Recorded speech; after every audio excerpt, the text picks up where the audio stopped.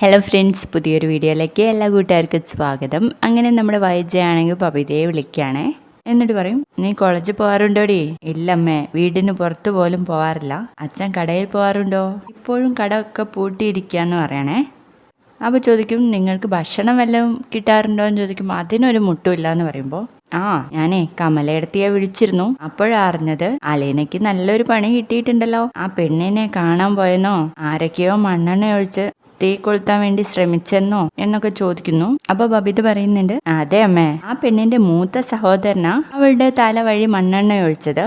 ഇളയ സഹോദരനാ തീപ്പെട്ടി ഉരച്ചത്. ആ മരങ്ങോടെ എത്ര ഉരച്ചിട്ടും തീപ്പെട്ടി കൊമ്പ് കത്തിയില്ല. അതുകൊണ്ടാ അവളിപ്പോ ജീവനോടെ ഇരിക്കുന്നത്. ഇത് കേൾക്കുന്ന വൈജയന്തി ചോദിക്കുന്നുണ്ടേ, ആരാ ഇപ്പൊ തീപ്പെട്ടിക്കോലൊക്കെ യൂസ് ചെയ്യുന്നത്? ഇപ്പൊ എല്ലാത്തിനും ലൈറ്റർ അല്ലേന്ന്. ആർക്കറിയാമേ, എന്തായാലും അതുകൊണ്ട് തന്നെ അവൾ രക്ഷപ്പെട്ടു. അതിനുശേഷം ഒരു ഓട്ടോറിക്ഷക്കാരൻ ഓടി വന്ന് അവളെ രക്ഷപ്പെടുത്തി. അവൾക്കറിയാവുന്ന ഓട്ടോറിക്ഷ ഡ്രൈവർ ആയിരുന്നു എന്ന് പറയുമ്പോൾ, പാലായിലെ ഏതോ ഓട്ടോറിക്ഷക്കാരനായിട്ട് അവൾക്ക് ബന്ധമെന്ന് ചോദിക്കാട്ടോ വൈജ. ആർക്കറിയാമേ, ഇടയ്ക്കിടയ്ക്ക് ഓർഫനേജ് എന്ന് പറഞ്ഞ് ഇവിടുന്ന് ഇറങ്ങാറുണ്ടല്ലോ, അപ്പോൾ ഓട്ടോറിക്ഷക്കാരായിട്ടായിരിക്കും കറക്കാന്ന് പറയുന്നു. അന്നേരം ചോദിക്കും, ആ ഓട്ടോറിക്ഷക്കാരെ എങ്ങനെ അവിടെ തക്ക സമയത്ത് എത്തിയെന്ന്.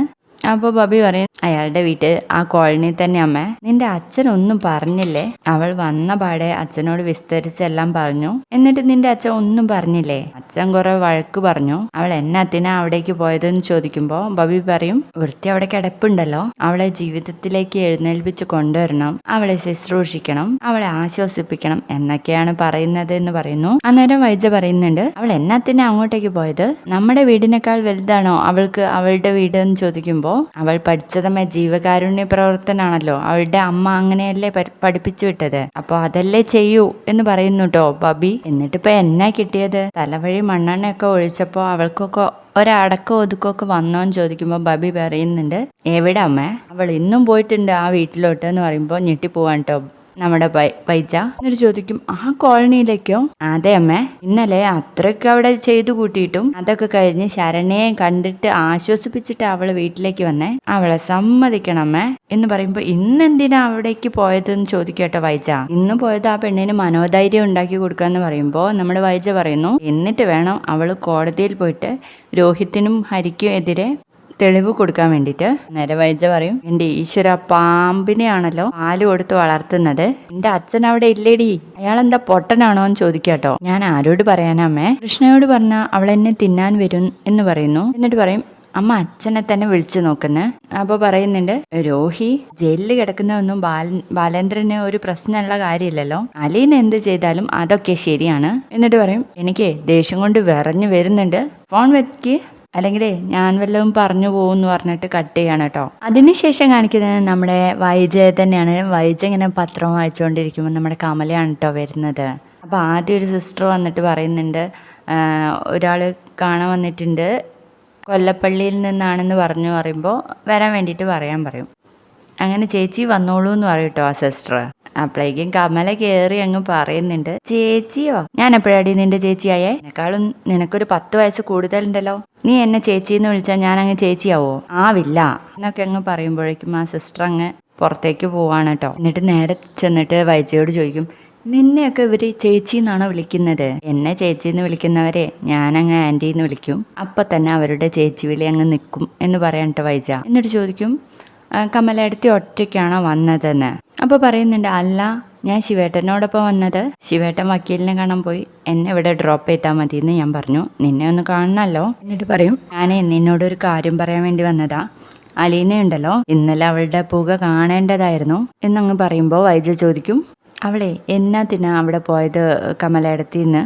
അവൾക്കേ അവിടെ എന്തെങ്കിലും ചുറ്റുപാടുണ്ടോ, എന്തെങ്കിലും ബന്ധമുണ്ടോ എന്ന് ചോദിക്കുകയാണ്. അപ്പോൾ നമ്മുടെ കമല പറയുന്നുണ്ട്, അവിടെ ഒരു ഓട്ടോ ഡ്രൈവർ ഉണ്ട്, ഷാജി എന്ന അവൻ്റെ പേര്, ഇവൾക്കേ അവനായിട്ട് എന്തോ ഒരു ബന്ധമുണ്ടെന്ന് പറയും. അപ്പോൾ നമ്മുടെ വൈജ പറയുന്നുണ്ട്, ഇവളുണ്ടാക്കുന്ന പൈസയൊക്കെ ഏതെങ്കിലും ഒരുത്തൻ തിന്നാനുണ്ടാവല്ലോ, ആ ചെക്കനെ ഇവിടുന്നോ ഓടി വന്ന് മറ്റവൻ ഉരച്ച തീപ്പെട്ടിയും തട്ടിക്കളഞ്ഞ് ഇവളെ രക്ഷിച്ചു കൊണ്ടുപോയത്രേ.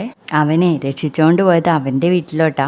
എന്നിട്ടേ ചുരിദാറും മാറ്റം കൊടുത്തിട്ടുണ്ടായിരുന്നു. അവൾ മണ്ണെണ്ണയിൽ കുളിച്ച് നിൽക്കായിരുന്നല്ലോ, അവളെ കുളിപ്പിച്ച് ഡ്രസ്സൊക്കെ മാറ്റിയിട്ട അവന്റെ ഓട്ടോയിൽ തന്നെയാണ് കടപ്പാട്ടൂർ കൊണ്ടുവിട്ടതെന്ന് പറയുന്നു.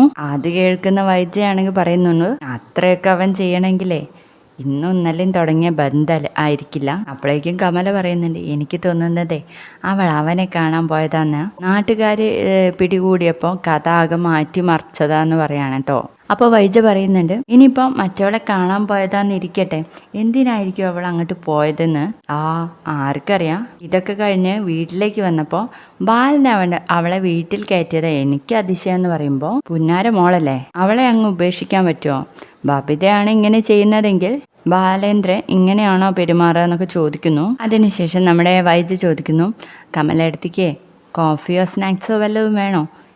അതിവിടെ കിട്ടുമോ എന്ന് ചോദിക്കുകയാണ്. ഇവിടെ കിട്ടില്ല, ക്യാൻറ്റീനിൽ കിട്ടും, ഒരു ഫോൺ കോൾ മതി തന്നെ എന്ന് പറയുമ്പോൾ, എനിക്ക് എന്നാൽ ഒരു കോഫി പറഞ്ഞോ, ശിവേട്ടൻ വരുന്നവരെ ഞാനിവിടെ പോസ്റ്റല്ലേന്ന് ചോദിക്കുകയാണ്. അപ്പോഴേക്കും നമ്മുടെ വൈജ അങ്ങ് വിളിച്ച് പറയാണ് കേട്ടോ. പിന്നീട് കാണിക്കുന്നത് നമ്മുടെ അലീനയാണെങ്കിൽ ശരണ്യയെ കാണാൻ വരികയാണ്. അപ്പം തന്നെ ഓരോരുത്തരും ഇങ്ങനെ ശ്രദ്ധിച്ചുകൊണ്ടിരിക്കുകയാണ് കേട്ടോ വരുന്ന വഴിയൊക്കെ. അങ്ങനെ ശരണ്യയുടെ വീട്ടിലെത്താനായപ്പോൾ മറ്റൊരു അവളോട് ചോദിക്കുന്നു, നീ ഇന്നലെ ഇവിടെ വന്നിട്ട് പോയതല്ലേടി, ഇന്നും എന്തിനാ കൂസലില്ലാതെ ഇങ്ങോട്ട് പോകുന്നതെന്ന് ചോദിക്കുമ്പോൾ, എനിക്ക് ശരണ്യയെ കാണണം ചേട്ടാ. എന്തിനാ അവളെ കാണുന്നേ? അവളെ ആശ്വസിപ്പിച്ചിട്ട് ഇപ്പൊ എന്നാത്തിനാന്ന് ചോദിക്കാണ്. അവൾ എൻ്റെ അനിയത്തിയാന്ന് പറയുമ്പോൾ അയാളിങ്ങനെ സ്റ്റക്കായി നിൽക്കാട്ടോ. അപ്പൊ തന്നെ അലീന പെട്ടെന്ന് അവിടുന്ന് പോകുന്നു. പിന്നീട് നമ്മുടെ അലീന നേരെ പോകുന്നത് ഷാജിയുടെ വീട്ടിലോട്ടാണ്. അവിടെ ചെന്ന അമ്മച്ചിയോട് ചോദിക്കുന്നു, പണിയൊക്കെ കഴിഞ്ഞോന്ന്. അപ്പോൾ പറയും, ചോറ് മാത്രമായിട്ടുണ്ട്, കറികളൊന്നും ആയിട്ടില്ലാന്ന്. മോളെന്തേലും ചോദിക്കുമ്പോൾ അവളെ വിളിക്കുകയാണ് കേട്ടോ. അപ്പോൾ നമ്മുടെ അലീന കയ്യിൽ ആ ഒരു ചുരിദാർ എടുത്ത് കൊടുക്കുകയാണ്. ഇന്നലെ എനിക്ക് തന്ന ചുരിദാർ കഴുകി ഉണക്കി തേച്ച് കൊണ്ടുവന്നതാ എന്ന് പറയുമ്പോൾ ആ കുട്ടി അങ്ങ് വാങ്ങും. എന്നിട്ട് പറയും, അയ്യോ ഇത് കിട്ടിയില്ലെങ്കിൽ ഞാൻ തുണി കൊടുക്കാതെ നടന്നേനെ എന്നും പറഞ്ഞ് നോക്കുമ്പോൾ അതിൽ ഒരു പുതിയ ചുരിദാർ കാണും കേട്ടോ. അയ്യോ ഇതെന്തിനാന്ന് ചോദിക്കുമ്പോൾ, അത് ഒരു കോലത്തിന് ഇട്ട് കൊടുക്കാനാ. അപ്പോൾ ആ കുട്ടി ചോദിക്കുന്നുണ്ട്, അല്ല ഇന്നലെ കൊണ്ടുപോയ ചുരിദാർ എനിക്ക് തിരിച്ചു തന്നല്ലോ, പിന്നെ എന്നാത്തിനാ പുതിയൊരെണ്ണം എന്ന്? അതിവിടെ വെച്ചോ, എനിക്ക് ആവശ്യം വരും, അന്നേരം ഇട്ടിട്ട് പോകാനാന്ന് പറയുന്നു. അപ്പോൾ ആ അമ്മച്ചി പറയുന്നുണ്ട്, അയ്യോ മോളെ അങ്ങനെയൊന്നും പറയല്ലേ, ഇന്നലെ തന്നെ നടന്ന സംഭവം എൻ്റെ മനസ്സിലിപ്പോഴും ആളിക്കത്തുക എന്ന് പറയുന്നു. അപ്പോൾ നമ്മുടെ അലീന പറയും, ഞാനേ ശരണ്യയെ കണ്ടിട്ടൊന്ന് വരാന്ന്. അയ്യോ ഇനിയും അങ്ങോട്ടേക്കാണോ പോകുന്നതെന്ന് ചോദിക്കാട്ടോ അമ്മച്ചി. അമ്മേ ആ കൊച്ചിനൊരു ധൈര്യമൊക്കെ കൊടുക്കണ്ടേ, ജീവിതത്തിലോട്ട് തിരിച്ചുകൊണ്ട് വരണ്ടേ എന്നൊക്കെ ചോദിക്കുന്നു. അപ്പോൾ ഷാജിയുടെ അനിയത്തി ചോദിക്കും, അതെ ചേച്ചി അവിടെ പോയിട്ട് ഇങ്ങോട്ട് തിരിച്ചു വരുമോന്ന്. പിന്നെന്താ മോളെ എനിക്കിവിടെ ഇല്ല ചോറ് എന്ന് പറയുമ്പോൾ രണ്ടുപേരും കൂടെ ചിരിക്കുകയാണ് കേട്ടോ. പെട്ടെന്ന് വരണേ ചേച്ചി എന്ന് പറയുന്നു. അങ്ങനെ അലീന അവിടെ നിന്ന് ഇറങ്ങി പോവാണേ. അങ്ങനെ ശരണ്യയുടെ വീട്ടിൽ കയറുമ്പോൾ ഗോപനും അച്ഛനും വീട്ടിൽ തന്നെ ഉണ്ടാവും കേട്ടോ. നീ എന്നാ തന്നെ വീണ്ടും വന്നേന്ന് ചോദിക്കും. അപ്പോൾ പറയും, ഞാൻ ശരണ്യയെ കാണാൻ ഒന്ന് ആശ്വസിപ്പിക്കാൻ വേണ്ടി. നീ അവരുടെ ആളല്ലേ എന്ന് ചോദിക്കുമ്പോൾ, ഞാൻ ശരണ്യയുടെ ആളാ, അവർക്കൊന്നും ഞാൻ ഇങ്ങോട്ട് വരുന്നത് ഇഷ്ടമല്ല, നീ ഇവിടെ വരുന്നത് ഞങ്ങൾക്കും ഇഷ്ടമല്ല എന്ന് പറയട്ടെ ഗോപൻ. അപ്പോഴേക്ക് ശരണ്യയുടെ അമ്മ വന്നിട്ട് പറയും, ഗോപ നീ മിണ്ടാതിരിക്കെ, ആ കുട്ടി മോളെ കണ്ടിട്ട് പോട്ടെ എന്ന്. അപ്പോൾ നമ്മുടെ അലീന പറയുന്നുണ്ട്, നിങ്ങൾ എന്നെ കൊല്ലാൻ ശ്രമിച്ച ആളല്ലേ, എന്നിട്ട് ഞാൻ പരാതി കൊടുത്തോ? ഇല്ലല്ലോ, ഇന്നലെ പോലീസുകാർ വീട്ടിൽ വന്നിരുന്നു, പരാതി കൊടുക്കാൻ പറഞ്ഞിട്ട് ഞാൻ കൊടുത്തില്ല. എനിക്ക് നിങ്ങളോട് ഒരു പ്രശ്നവുമില്ല, ഞാനിപ്പോൾ പരാതി കൊടുത്തിരുന്നെങ്കിൽ നിങ്ങൾ ജയിലിൽ പോകേണ്ടി വന്നില്ലായിരുന്നോ? അതല്ല എൻ്റെ വഴി. അപ്പോൾ അച്ഛൻ പറയുന്നുണ്ട്, ഗോപ നീ ഇങ്ങ് മാറി നിന്നേ, ആ കൊച്ച് കയറി കാണട്ടെ എന്ന് പറയുമ്പോൾ അമ്മ വിളിച്ചുകൊണ്ട് പോവാണ് കേട്ടോ. അലീന അങ്ങ് കയറിപ്പോയപ്പോൾ ഗോപൻ പറയുന്നുണ്ട് അച്ഛനോട്, എന്തിനാച്ചാ ഇങ്ങനെ ഓരോരുത്തരെ വീട്ടിൽ കയറ്റുന്നത്? പോരാത്തതിനും പ്രതിയുടെ വീട്ടിലെ വേലക്കാരിയും വന്നതിന് എന്തെങ്കിലും ഉദ്ദേശം കാണും എന്നൊക്കെ പറയുമ്പോൾ, നമുക്ക് നോക്കാടാ എന്ന് പറയട്ടോ അച്ഛൻ. അങ്ങനെ നമ്മുടെ അലീനയാണെങ്കിൽ ശരണ്യയുടെ റൂമിനടുത്തെത്തുന്നു. അപ്പോൾ ആ കുട്ടി ചരിഞ്ഞിങ്ങനെ കിടക്കുമായിരിക്കും. ലൈറ്റ് ഇട്ട ഉടനെ അയ്യോ വേണ്ട വേണ്ട എന്ന് പറഞ്ഞ് കണ്ണങ്ങ് പൊത്താട്ടോ. അത് കണ്ടുകൊണ്ട് നമ്മുടെ അലീന അടുത്തേക്ക് ചെല്ലുന്നു. മോളെ ഇത് ഞാനാ, എന്നെ നിനക്ക് മനസ്സിലായോന്ന് ചോദിക്കുമ്പോൾ ശരണ്യെ നോക്കിയിട്ട് പറയാം, അലീനാന്ന്. ഇങ്ങനെ ആയാൽ മതിയോ, എണീക്കണ്ടേ, മോളൊന്ന് എണീറ്റേ എന്ന് പറയുമ്പോൾ വേണ്ടാന്ന് പറയുന്നുണ്ട്. അതെങ്ങനാ, എനിക്ക് മോളോട് സംസാരിക്കണം, കെട്ടിപ്പിടിക്കണം, ഇതൊക്കെ മോള് എണീറ്റെങ്കിലല്ലേ നടക്കത്തുള്ളൂ എന്ന് പറഞ്ഞിട്ട് നമ്മുടെ അലീന ശരണ്യെ പിടിച്ചിരുത്താണ് കേട്ടോ. ഇനി ഒരിക്കലും ഇവിടെ നിന്ന് എഴുന്നേൽക്കാൻ പറ്റത്തില്ല എന്ന് വിചാരിക്കരുത് നമ്മൾ. ഇതുകൊണ്ടൊന്നും ഞാൻ തളരത്തില്ല എന്ന് മറ്റുള്ളവരെ ബോധ്യപ്പെടുത്തി കൊടുക്കണം.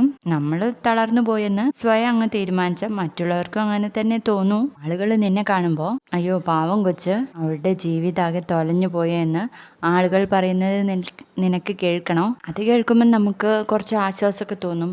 എൻ്റെ പ്രശ്നങ്ങൾ അവർ മനസ്സിലാക്കിയല്ലോ എന്നുള്ള കാര്യം. പക്ഷേ അതുകൊണ്ട് നമുക്കൊരു പ്രയോജനം കിട്ടാൻ പോകുന്നില്ല മോളെ. നമുക്കെന്താ വേണ്ടത്? ധൈര്യം. മുന്നോട്ട് നടക്കണം എന്ന് തോന്നുന്നു. ധൈര്യം വേണം എന്ന് പറയുമ്പോൾ നമ്മുടെ ശരണ്യ പറയുന്നുണ്ട്, ഞാൻ നശിച്ചു പോയില്ല ചേച്ചി. ആരാ മോളെ നശിച്ചത്? നിന്നെ ദ്രോഹിച്ചവന്മാരുടെ ജീവിതം നശിച്ചു, അവരുടെ ജീവിതമാണ് നശിച്ചത് എന്ന് പറയുന്നു. അങ്ങനെ ധൈര്യം കൊടുക്കുകയാണ് കേട്ടോ നമ്മുടെ അലീന. അതിനുശേഷം നാളത്തെ പ്രൊമോയിൽ കാണിക്കുന്നത് അലീന വരാത്തത് കൊണ്ട് തന്നെ നമ്മുടെ കൃഷ്ണജ മനുവിനെ വിളിച്ച് പറയുന്നുണ്ട്, അവളെന്താ ഇന്ന് പോകുന്ന വിവരം എന്നോട് പറയാതിരുന്നത്? ഇതുവരെ വന്നില്ലേ? എന്നെ വിളിച്ച് പറയണ്ടേ എന്നാൽ എന്നൊക്കെ ചോദിക്കുന്നു. പിന്നീട് പോലീസുകാരൻ നമ്മുടെ ബാലേന്ദ്രനോട് പറയുന്നുണ്ട്, കട തുറക്കാൻ വേണ്ടിയിട്ട് പോലീസ് പ്രൊട്ടക്ഷൻ വേണമെന്നോ? നിങ്ങൾ തന്നെ അവിടുത്തെ 5 കടകൾക്ക് തീ വെച്ചാൽ അതങ്ങ് കത്തുകയുള്ളൂ എന്നൊക്കെ പറയുന്നുണ്ട്.